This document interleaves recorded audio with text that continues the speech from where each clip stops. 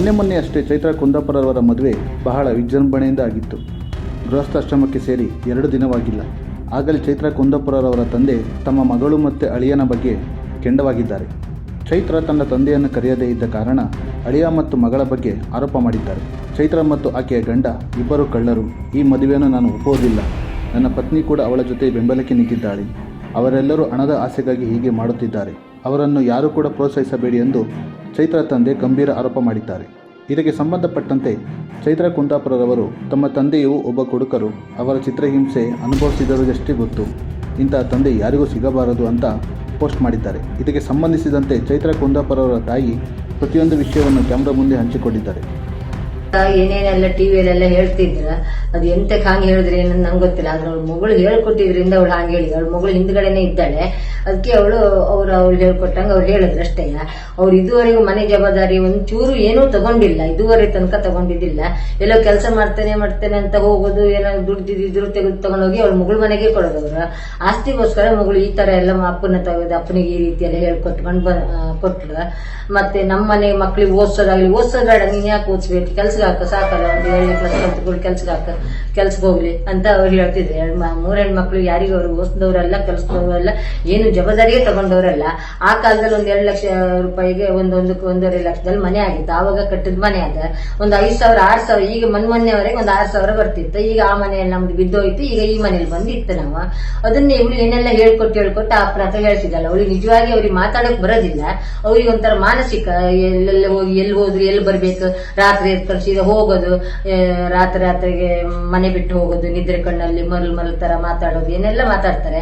ಆದ್ರೆ ಅವ್ಳು ಹೇಳ್ಕೊಟ್ಟಿದ್ರಿಂದ ಈ ತರ ಮಾತಾಡ್ತಿದ್ದಾರೆ. ಕೆಲ್ಸಕ್ಕೆ ಹೋದ್ರೆ ದುಡ್ದ್ರೆ ತಗೊಂಡೋಗಿ ಮಗಳು ಮನೆ ಕೊಡೋದು. ಇವಳು ಗಂಡ ದುಡ್ದು ನಾನು ಚೂರ್ಪರೇನ ಬಾಡಿಗೆ ಬಂದಿದ್ದೆಲ್ಲ ಇದೆಲ್ಲ ಹಣ ಸೊಸೈಟಿಲಿ ಇಟ್ಟಿದ್ದೆ, ಅವಾಗ ಸೊಸೈಟಿಲಿ ಇದ್ದ ಅಂತ ನಂಬಿಕೆ ಮೇಲೆ ಅವನ ಸೊಸೈಟಿಲಿ ಇಟ್ಟಿದ್ದಿದೆ. ಅದನ್ನು ತೆಗೆದು ತಗೊಂಡೋಗಿ ಅವಳು ಮಗಳಿಗೆ ಅವಳ ಹೆಂಡತಿಗೆ ತಗೊಂಡೋಗಿ ಕೊಟ್ಟ. ನನ್ನ ಗಂಡ ದುಡ್ಡು ತಗೊಂಡೋಗಿ ಅವರಿಗೆ ಕೊಡ್ತಾರೆ. ಮತ್ತೆ ಈಗ ಅದು ಸಾಲದೆ ನಮ್ಗೆ ಮನೆ ಕಟ್ಟಿ ಸಾಲ, ನಮ್ಗೆ ಜಾಗ ಬೇಕು, ಮನೆ ಬೇಕಂತೆಲ್ಲ ಹೇಳಿದ್ಲ. ಕಡೆಗೆ ದೊಡ್ಡ ಮಗು ಗಾಯತ್ರಿ ಅಂತ ದೊಡ್ಡವಳು, ಚೈತ್ರನ ಅಕ್ಕ, ಅವಳು ನಂಗೆ ಸಾಲ ಉಂಟು ನಂಗೆ ಸಾಲ ಇಲ್ಲ ಅಂತ ಅದು ಈಗಳು ಚೈತನ್ಯ ಮಾಡಿದ್ದಾರೆ.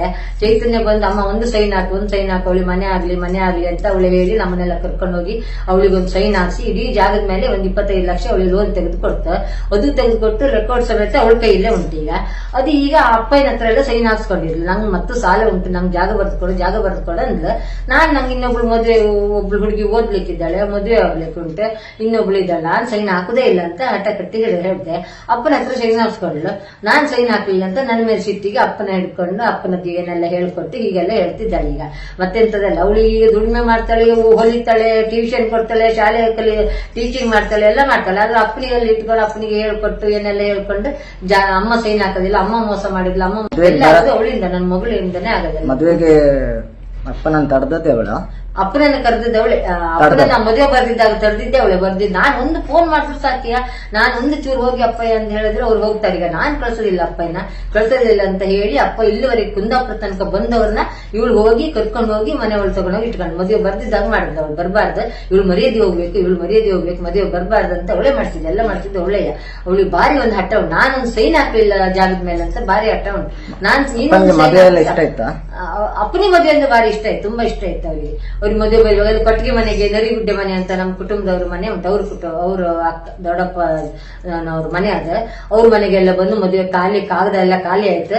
ನೀವು ಕೊಟ್ಟಿಗೆ ಮನೆ ನರಿಗುಡ್ಡೆ ಮನೆ ಅಂತ ಕುಂದೇಶ್ವರ ದೇವಸ್ಥಾನ ಹತ್ರ ಅವ್ರ ಅಕ್ಕದಿರ್ ಮನೆ ಆಯ್ತು, ದೊಡ್ಡಪ್ಪ ಮಗಳು ಅಕ್ಕದಿರ್ ಮನೆ. ಅಲ್ಲಿ ಬಂದು ನೀವು ಬನ್ನಿ, ಮದುವೆ ಬನ್ನಿ, ಕಾಗದ ಎಲ್ಲ ಖಾಲಿ ಆಯ್ತು, 9ನೇ ತಾರೀಕಿಗೆ ಕಮಲಶಿಲೆ ದೇವಸ್ಥಾನದಲ್ಲಿ ಮದುವೆ ಉಂಟು ಬನ್ನಿ ಅಂತ ಹೇಳಿ ಇಲ್ಲೆಲ್ಲವ್ರಿಗೆ ಹೇಳಿ ಮನೆ ಪೈಂಟಿಂಗ್ ಮಾಡುವಾಗ ನಿಂತು ಪೈಂಟ್ ಮಾಡಿಸಿ ಹೋಗಿದ್ದಾರೆ. ಆವಾಗ ನಾವು ಮದುವೆಗೆ ಅವ್ರಿಗೆ ಇಷ್ಟು ಸಲ ಕರೆದಿದ್ರು. ನಾನು ಗುರುವಾರ ಬೆಳಿಗ್ಗೆ ಬರ್ತೇನೆ, ಅಷ್ಟರ ತನಕ ಬರಕ್ ಆಗಲ್ಲ ನಂಗೆ, ಗುರುವಾರ ಬೆಳಿಗ್ಗೆ ಬರ್ತೇನೆ ಅಂತ ಹೇಳಿ ಬಂದವ್ರನ್ನ ಇವಳು ಬಂದು ಕರ್ಕೊಂಡು ಹೋಗಿ ಮಾಡ್ತಿದ್ದಾಳೆ. ಎಲ್ಲ ಮಾಡ್ತಿದ್ದು ದೊಡ್ಡ ಮಗಳಿಂದಾನೇ ಆಗಿದ್ದು ಪೂರ. ಈಗ ನಾನು ಒಂದು ಸೈನ್ ಹಾಕಲಿಲ್ಲ, ಅವಳಿಗೆ ಆಸ್ತಿ ಸಿಕ್ಲಿಲ್ಲ ಅಂತ ಸಿಟ್ಟಿಗೆ ಏನೆಲ್ಲ ಅಪ್ಪನಿಗೆಲ್ಲ ಹೇಳ್ಕೊಟ್ಟು ಈ ರೀತಿ ಎಲ್ಲ ಮಾಡ್ತಿದ್ದಾಳೆ. ಈಗ ಬಂದು ನಮ್ಮನೇಲಿ 12 ವರ್ಷದಿಂದ ಇದ್ದಾನೆ, 12 ವರ್ಷದಿಂದ ಇಲ್ಲೇ ಮನ್ಕೊಂಡಿದ್ದ ಹಾಗೆ ಹೀಗೆ ಅಂತ ಹೇಳ್ತಿಲ್ಲ.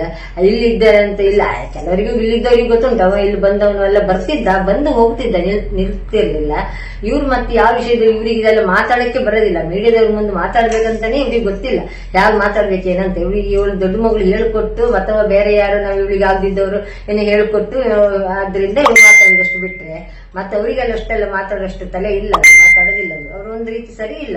ಅವ್ರು ಯಾವ ಜವಾಬ್ದಾರಿ ಒಂದು ಹೆಣ್ಮಕ್ಳು 3 ಹೆಣ್ಮಕ್ಳು ಇವ್ರು ದೊಡ್ಡವಳದಿಂದ ಹಿಡಿದು ಅವಳಿಗೆ ಓದಿಸೋದಾಗ್ಲಿ ಮದುವೆ ಮಾಡೋದಾಗ್ಲಿ ಯಾವ ವಿಷಯದಲ್ಲೂ ಅವ್ರು ಇದುವರೆಗೂ ಒಂದು ಜವಾಬ್ದಾರಿ ತಗೊಂಡವ್ರಲ್ಲ. ನಾವೇ ಮಾಡಿದ್ ಬಿಟ್ರೆ ಅವ್ರಿಗೆ ಓದ್ಲಿ ಮಕ್ಕಳು ಅಂತ ಹೇಳೋದು ಇಲ್ಲ. ಅವ್ರು ಬೇರೆ ಯಾವ ವಿಷಯಕ್ಕೂ ಅವ್ರು ಜವಾಬ್ದಾರಿ ತಗೊಳ್ಳೋದಿಲ್ಲ. ನಾವ್ ಅದಕ್ಕೆ ಬಿಟ್ಬಿಟ್ಟಿತ್ತು. ನಮ್ಗೆ ನೋಡಿ ನೋಡಿ ಸಾಕಾಗಿ ಜಬರ್ದಸ್ತ್ ಮಾಡೋದು, ಹೊಡಿಯೋಕ್ ಬರೋದು, ಬೈಯಕ್ ಬರೋದು, ಹೊಡಿಯೋದು ಬಡೋದು ನಮ್ಮ ನೋಡಿ ನೋಡಿ ಸಾಕಾಗಿ ಜೀವಮಾನ ಬೇಡ ಅನ್ಸಿಬಿಟ್ಟು ಇವ್ರ ವಿಷಯ ಬಿಟ್ಬಿಟ್ಟಿತ್ತು ನಾವು. ಈಗ ಅಲ್ಲೆಲ್ಲ ಮಗಳೆಲ್ಲ ಕೆಲ್ಸಕ್ಕೆ ಸೇರ್ಕೊಂಡಿದ್ದಾಳೆ, ಕೆಲ್ಸಕ್ಕೆ ಹೋಗ್ತಾಳೆ, ತಗೊಂಬಂದು ಮಗಳಿಗೆ ಕೊಡ್ತಾಳೆ, ದುಡ್ಡು ತಂದು ಅವಳಿಗೆ ಕೊಡ್ತಿದ್ದಾಳೆ ಅಷ್ಟೇ.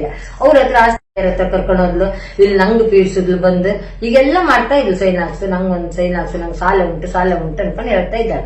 ಅವಳಿಗೆ ಎಲ್ಲ ಗಂಡ ಕೆಲ್ಸ ಹೋಗ್ತಾರೆ, ಮನೆ ಕೆಲಸ ಮಾಡ್ಕೊಂಡು ಹೋಗ್ತಾರೆ ಬರ್ತಾರೆ. ಆದ್ರೆ ಅವಳಿಗೆ ಎಷ್ಟಿದ್ರು ನಂದು ಒಂದು ಸಾಲ ಉಂಟು, ನಂಗೆ ಸೈನ್ ಹಾಕು. ಅವಳಿಗೆ ಯಾರಿಗೆ ಸಾಲ ಇಲ್ಲಲ್ಲ ಈಗ ನಿಮ್ಗೆಲ್ಲ, ನಂಗೆ ಸೈನ್ ಹಾಕು. ನಂಗೆ ದೊಡ್ಡ ಸಣ್ಣ ಮಗಳಿಗೆ ಓದಿಸ್ಲಿಕ್ಕೆ ಉಂಟು, ಸಣ್ಣ ಮಗಳು ಕಲಿತಿದ್ದಾಳೆ, ಅವಳಿಗೆ ಮದುವೆಗೆ ಉಂಟು ಅಂತ ಹೇಳಿದ್ರೆ ಅವಳು ಕೇಳಿದಿಲ್ಲ. ಆ ಚಿಟ್ಟಿಗೆ ಏನೆಲ್ಲ ಅಪ್ಪನಿಗೆಲ್ಲ ಹೇಳ್ಕೊಟ್ಟು ಈ ರೀತಿಯೆಲ್ಲ ಹೇಳ್ತಿದ್ದಾಳೆ ಅಷ್ಟೇ, ಮತ್ತೆ ಎಂತದೆಲ್ಲ. ಮತ್ತೇನಂದ್ರೆ ಅವಳ ಮಗಳು HMM ಶಾಲೆಯಲ್ಲಿ ಸುಕುಮಾರ್ ಶೆಟ್ಟರ್ ಶಾಲೆಯಲ್ಲಿ ಕೆಲಸ ಮಾಡೋದು, ಟೀಚರ್ ಆಗಿ ಕೆಲಸ ಮಾಡ್ತಾಳೆ. ಮತ್ತೆ ಬೇರೆ ಬೇರೆ ಎಲ್ಲ ಕೆಲಸ ಮಾಡ್ತಿರ್ತಾಳೆ. ಆದ್ರೆ ಅಲ್ಲಿ ಕೆಲಸ ಮಾಡೋಳಾಗಿ ಟೀಚರ್ ಆಗಿ ಎಲ್ಲೋದು ಒಂಥರ ಶಿಸ್ತಿನ ಶಾಲೆ, ಅದು ಒಳ್ಳೆ ಶಾಲೆ. ಆ ಶಾಲೆ ಆಗಿ ಇವಳು ಈ ಮಾನಸಿಕ ಅಪ್ಪನ ಕರ್ಕೊಂಡು ಹೋಗಿ ಇವಳು ಈ ರೀತಿ ಎಲ್ಲ ಹೇಳಿಸಿ ಮೀಡಿ ಅಂತಿದ್ದವಳು ಆ ಶಾಲೆಯಲ್ಲಿ ಶಿಸ್ತಿನ ಶಾಲೆ ಅದು. ಅವರು ಸುಕುಮಾರ್ ಶೆಟ್ಟರ್ ಒಳ್ಳೆ ಶಿಸ್ತಿನಿ ಅವರು ಅಂತ ಶಾಲೆಯಲ್ಲಿ ಕಲಿಸೋವಳು ಇವಳು. ಈ ರೀತಿ ಹೇಳ್ಬಾರ್ದು ಮಕ್ಕಳಿಗೆಲ್ಲ ಈ ರೀತಿ. ಈಗ ನಾಳೆ ಮಕ್ಕಳಿಗೆ ಕಲಿಸ್ತಾಳಲ್ಲ ಈ ಮಕ್ಕಳು ನಾಳೆ ಇದೇ ಕಲಿತಾರೆ, ಹೀಗೆ ಕಲ್ಸದ ಅವಳು ಈ ರೀತಿಯಲ್ಲಿ.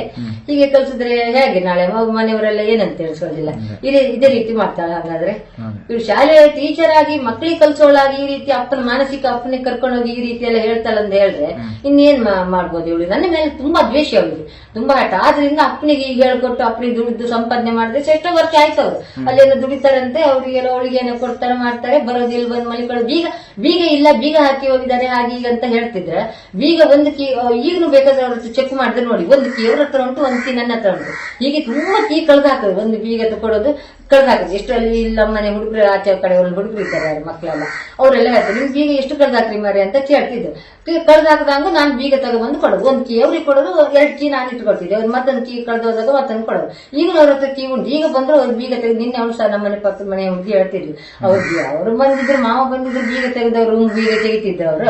ಅವ್ರು ಬಂದಿದ್ದಲ್ಲ ಬೇರೆ ಯಾರು ನಿಮ್ಮಲ್ಲೆಲ್ಲ ಮಲ್ಕೊಂಡಿದ್ರು ಅಂತ ಹೇಳ್ತಾರೆ. ಯಾಕಂದ್ರೆ ನನ್ನ ತಂಗಿ ಗಂಡ ಬಂದಿದ್ರೆ ನಾನು ಇರ್ಲಿಲ್ಲ, ದೇವಸ್ಥಾನಕ್ಕೆ ಹೋಗಿದ್ದೆ.